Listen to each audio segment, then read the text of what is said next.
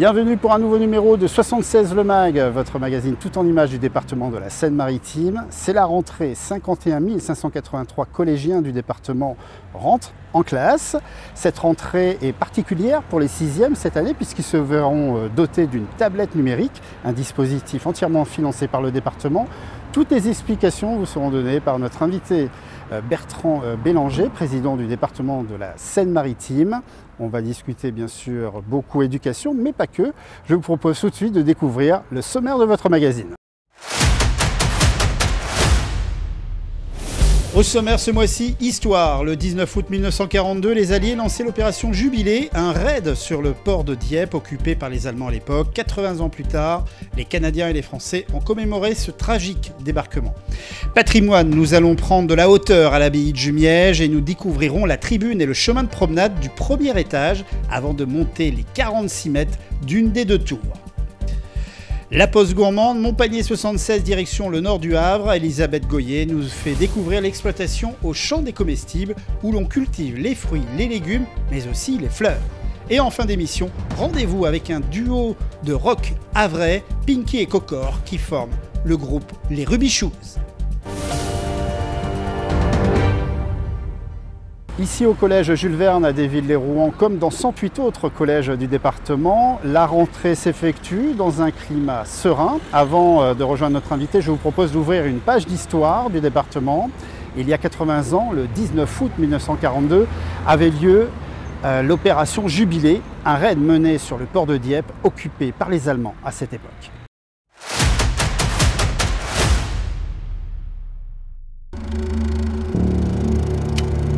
Le 19 août 1942, à 4h50 du matin, les soldats alliés tentent un débarquement sur 8 plages de la côte dieppoise, entre Berneval et Sainte-Marguerite-sur-Mer, soit une bande de 16 km. L'opération a pour nom de code Jubilé. Elle engage près de 6000 hommes, parmi eux 5000 Canadiens, 800 avions et 250 navires. L'objectif de l'opération, détruire des batteries allemandes, des dépôts de munitions, collecter des informations sur le matériel de transmission ennemi. L'opération Jubilé, 2 ans avant le débarquement de juin 1944, se soldera par un bain de sang. En moins de 10 heures, 1252 soldats sont morts, l'armée allemande fera 2000 prisonniers. À 9h30, l'ordre est donné aux forces alliées d'évacuer. 80 ans plus tard, Canadiens et Normands ont commémoré cette date et entouré le vétéran Gordon Fennell, qui est revenu pour la première fois sur le théâtre des opérations. Âgé de 100 ans, il a reçu la croix de chevalier de la Légion d'honneur. Monsieur Gordon Fennell, au nom du président de la République et en vertu des pouvoirs qui nous sont conférés, nous vous faisons chevalier de la Légion d'honneur. C'est une grande fierté pour moi de lui avoir remis cette Légion d'honneur.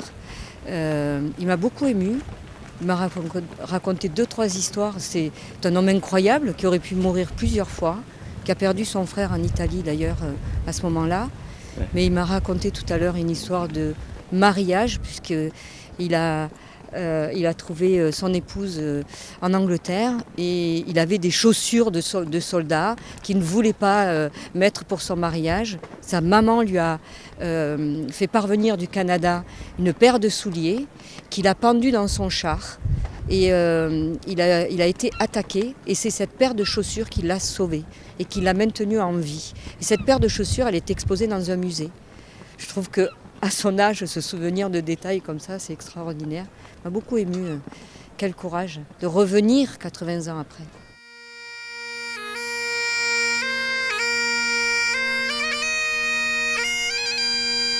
Lors du débarquement du 19 août 1942, les jeunes soldats alliés savaient bien que cette mission était extrêmement dangereuse.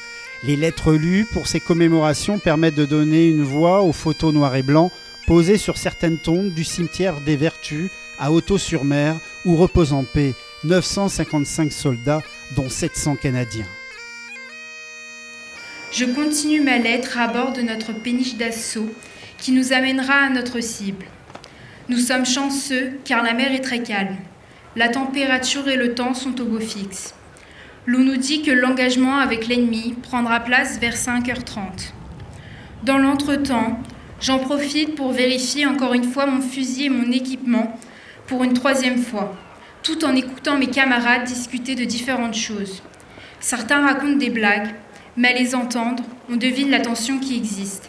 D'ailleurs, je la ressens moi-même. Le lieutenant Masson nous fait ces... C'est la mémoire en fait. C'est des textes qui...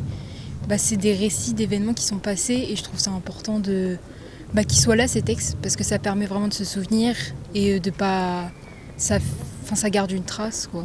Plus que jamais, reprendre, commémorer peut-être comme il a été fait aujourd'hui avec la jeunesse, les anciens, pouvoir encore transmettre cette mémoire vivante.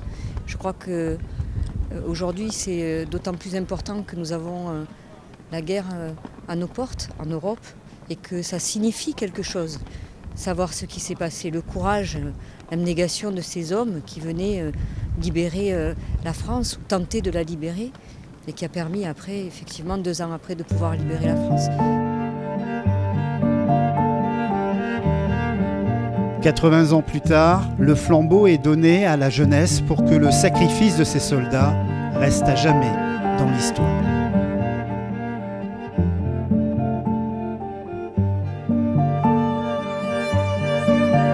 Nous nous retrouvons à l'intérieur du collège Jules Verne à Desville-les-Rouen dans une classe de 6e. Ils vont pas tarder à arriver avec notre invité qui est de circonstance, Monsieur Bertrand Bélanger, président du département de la Seine-Maritime. Je disais de circonstance parce que bien sûr, le département et vous-même, c'est important de venir à ce moment de la rentrée qui est un moment charnière pour ces collégiens. Oui, bien sûr, ça va être d'avoir l'occasion d'accueillir ces nouveaux élèves, et en particulier les 6e qui vont faire leur rentrée, qui vont découvrir un nouveau monde aussi, ces collèges dans lesquels ils vont passer 4 années. Voilà, donc c'est important pour nos collégiens qui arrivent, c'est important aussi pour les équipes de direction qui ont préparé la rentrée, c'est important pour les professeurs qui vont faire la connaissance de nouveaux élèves, et puis c'est important aussi pour nos agents du département qui, tous les jours, accueillent, maintiennent, entretiennent et assurent la restauration collective de nos petits collégiens.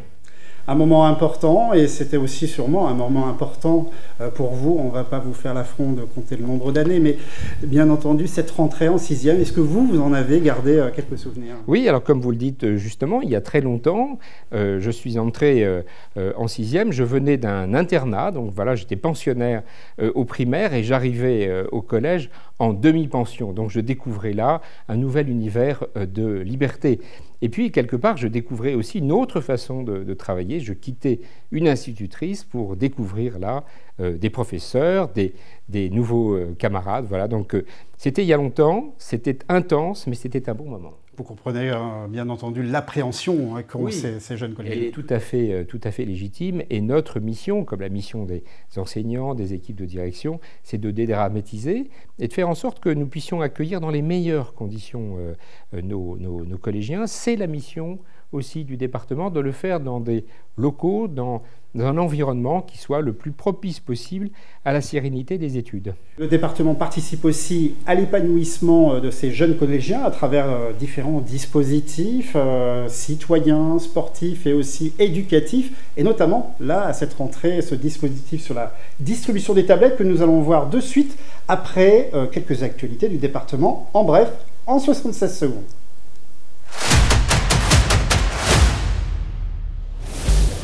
À Gruchet-le-Valas, la rentrée des classes était particulière puisqu'elle a été aussi l'occasion d'inaugurer la fibre dans le collège, ce qui permettra aux collégiens de profiter de tous les outils numériques. C'est un apport notable effectivement en termes de rapidité, en termes de fluidité, de connexion, etc. Donc c'est un vrai plus. Nos élèves vont pouvoir en profiter, les équipes enseignantes également. Et puis ça va nous permettre aussi de déployer un certain nombre d'outils. Et notamment ça a déjà permis de déployer le Wi-Fi pour l'arrivée des tablettes prochainement. D'ici la fin 2022, les 109 collèges du département bénéficieront de la fibre optique. Le grand départ, c'est dans moins d'un mois. Dernière ligne droite pour la préparation pour l'un des 4 circuits du Seine Marathon, le 5 et 10 km le samedi 24 septembre et le semi et le marathon le dimanche 25 septembre. Il est encore possible de réserver son dossard pour ce qui sera l'événement sportif de la rentrée sur www.seinemarathon76.fr.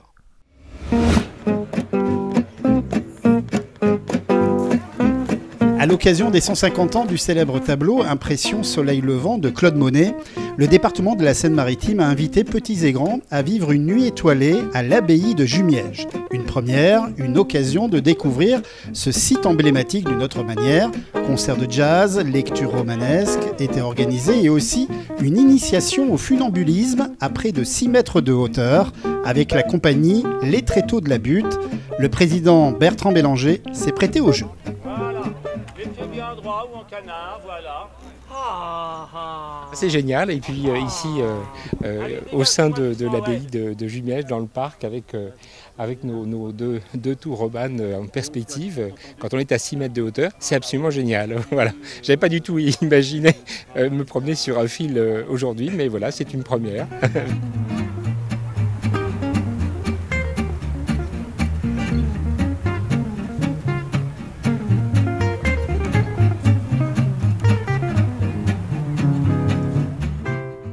Une tablette pour les collégiens dès cette rentrée, c'est tout à fait une réalité. Le département a décidé de doter les collégiens entrant en 6e d'une tablette numérique. C'est un dispositif, Monsieur le Président, un dispositif conséquent avec un budget conséquent et aussi un dispositif très important. Oui, c'est une volonté des élus du département de la Seine-Maritime exprimée à l'occasion de notre dernière campagne électorale, de vouloir doter l'ensemble des élèves de la 6e cette année, puis chaque année la cohorte de 6e d'une tablette numérique. Donc cette année, nous dotons non seulement les élèves de 6e de cette tablette numérique, mais également l'ensemble du corps professoral, les équipes de direction, les enfants de 6e et les enfants de 6e de SECPA et l'ensemble des classes Ulysse. Voilà. C'est pas un gadget, on ne met pas à disposition un gadget, c'est une tablette qui va servir éminemment dans le cadre pédagogique. Et nous pouvons organiser cette distribution des tablettes. D'ailleurs, c'est une première nationale que nous opérons en la matière parce que nous avons aussi pu mettre en place un partenariat avec les services de l'État, avec l'éducation nationale remarquable, associant les équipes de direction, les professeurs, pour faire en sorte que ce soit réellement un outil pédagogique pour nos petits collégiens de 6e. Un outil pédagogique qui permet bien sûr de limiter, en tout cas de réaliser une égalité des chances et aussi de diminuer cette fracture numérique. Est-ce que ce message, ou en tout cas ce rôle que va avoir cet outil pédagogique a été facile à faire passer auprès des proviseurs, des enseignants et des parents d'élèves? À partir du moment où vous proposez de changer les choses, c'est forcément délicat. Donc il faut faire preuve de pédagogie et aussi de détermination. Par rapport à un objet, quel est l'objectif? L'objectif, c'est effectivement, vous l'avez dit, de lutter contre toutes les formes de fractures. Voilà. Donner l'égalité des chances, c'est de permettre, avec cet outil numérique, de pouvoir suivre dans de bonnes conditions, d'éviter le décrochage scolaire. Et enfin, nous n'oublions pas que nous sommes la collectivité des solidarités humaines, de permettre une véritable classe inclusive. Parce que ces outils pédagogiques de tablettes permettent aux enfants qui sont en particulier aujourd'hui sujets à des problèmes, des syndromes 10, de pouvoir suivre la scolarité dans les meilleures conditions. Donc c'est un outil inclusif pour permettre à des enfants qui seraient atteints d'un handicap de pouvoir suivre comme les autres. Voilà. On ne laisse pas un collégien sur le bord de la route. Merci Monsieur le Président, bonne rentrée, elle a déjà bien commencé. Je vous propose tout de suite une petite pause gourmande qui, je pense, vous serez sensible. C'est Mon Panier 76, tous les mois, Elisabeth Goyer nous fait découvrir une exploitation, un produit, des producteurs. Et ce mois-ci, elle nous emmène à quelques kilomètres au nord du Havre, découvrir l'exploitation au champ des comestibles qui produisent à la fois des fruits, des légumes, mais aussi des fleurs. Eh ben, c'est une bonne idée.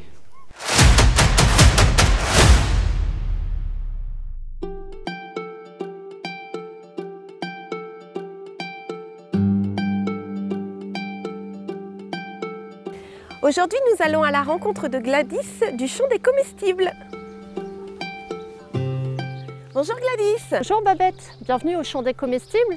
Merci. Alors il paraît qu'ici on fait des fleurs qui se mangent. Oui, c'est ça, on fait des fleurs comestibles, si tu veux venir voir. Bah oui.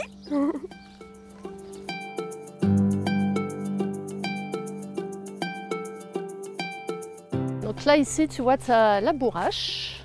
Donc voilà, si tu veux goûter, donc Oui. tu l'épluches, t'enlèves la queue. Ok, d'accord. Voilà, tu vas ressentir un petit goût iodé ou peu. concombre, voilà, c'est Ouais, ça. ouais, plus de concombre. Voilà. Et ça, c'est de la capucine. Donc tu peux en faire des beignets ou les manger en salade. D'accord. Tu peux même en beignet mettre un petit bout de fromage au milieu. Ah, ça peut être une super idée.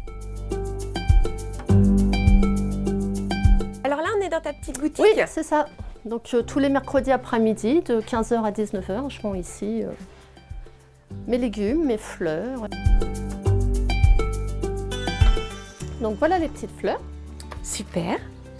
Alors c'est des boîtes en amidon, hein. C'est pas du plastique, donc tu peux la mettre au D'accord. compost. D'accord. Bon, ben c'est bon, on va pouvoir aller faire notre petite salade et nos beignets de fleurs de capucine. Pour cette recette, il vous faut de l'huile de friture, 3 cuillères à soupe de farine, des fleurs, des graines de lin, de l'orge grillée, un œuf, un jus de citron, 15 centilitres d'eau gazeuse glacée et des mini courgettes. Coupez les mini courgettes et les faire mariner avec un jus de citron, de l'huile, des graines de lin et de l'orge grillée. Assaisonner et réserver. Pour les beignets, cassez l'œuf et mélangez-le avec l'eau gazeuse glacée. Ajoutez la farine et mélangez très doucement avec une fourchette. Faire chauffer l'huile de friture. Tremper les fleurs de capucine dans la pâte et les faire frire. Dressez la salade avec le mesclun, les mini courgettes et les fleurs. Bon appétit! Avant de rejoindre le duo havrais de rock Ruby Shoes au centre d'expression musicale du Havre, je vous propose de prendre de la hauteur et d'une manière exclusive, puisque nous allons découvrir le chemin de promenade et la tribune de la tour de l'abbaye de Jumièges.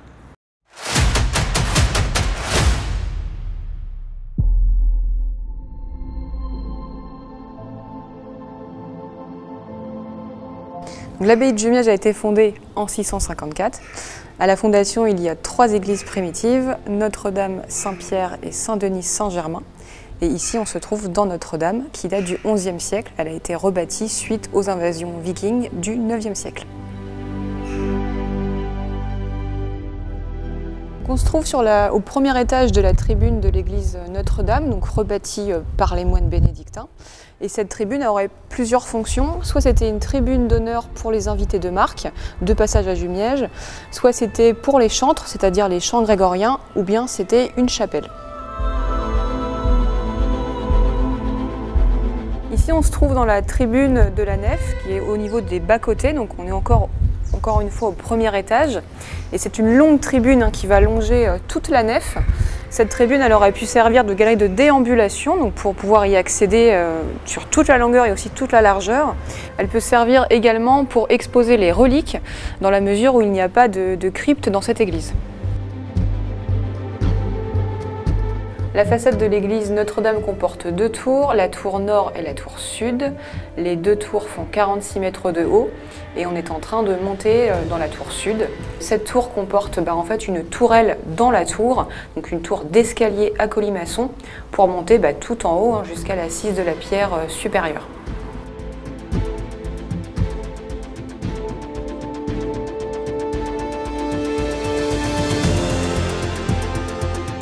Alors en plus du panorama exceptionnel qu'offrent ces 2 tours, il y avait aussi avant tout un rôle fonctionnel, notamment pour les cloches de l'église qui ont été fondues et qui ont disparu aujourd'hui.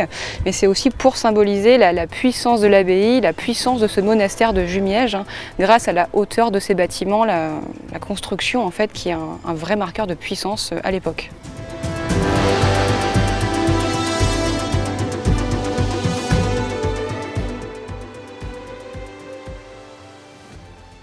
Comme promis, on se retrouve au centre d'expression musicale du Havre, le CEM, en compagnie d'un duo de choc, qu'on peut dire, un duo de choc de rock avec Pinky et Kokor, qui forment le groupe Ruby Shoes. Bonjour à vous deux. Bonjour. Alors bien sûr, on a une question. On a petite partie de la réponse puisqu'on voit les chaussures de Pinky. Ruby Shoes, ça vient d'où en fait? En fait, ça vient d'une maison de fripe, un magasin que j'aimais beaucoup, plutôt un magasin de friperie qui s'appelait Ruby Shoes et j'ai trouvé le nom très bien. Et puis tous les deux, on aime bien aussi le Wizard of Oz, le magicien d'Oz, et du coup, Dorothée avec ses chaussures également. Voilà. Ça vient un peu de ça et le fait qu'on soit en duo de chaussures, ça fait le père. C'est quand même spécial, un duo de basse et guitare-chant, c'est pas commun quand même. Hein. Ça s'est fait comme ça, on avait déjà joué dans un groupe avant, un autre groupe, quoi, et puis avec d'autres musiciens, et séparation de groupe comme ça arrive, reformation à un moment, après quelques années avec Pinky. Et puis il y a peut-être eu dans l'idée d'avoir d'autres musiciens au début, mais comme on a commencé à répéter à deux, ça nous plaisait bien comme ça, donc on est resté comme ça. Apparemment, on vous caractérise, on va dire, dans l'univers indie rock et pop culture, c'est ça? Quand on joue, on même des critiques de nos albums, il y a plein de références qui reviennent de d'autres musiciens. Et puis nous, c'est vrai que parfois, on a des difficultés à décider. Mais normalement, on dit qu'on est indie rock pop, voilà. Merci beaucoup, je vais vous laisser rejoindre la scène. Et puis, nous, on va se retrouver, bien sûr, très vite pour un nouveau numéro de 76 The Mag. Écoutez-la, c'est juste pour la rentrée, le minimum qu'il nous faut de peps et aussi de douceur.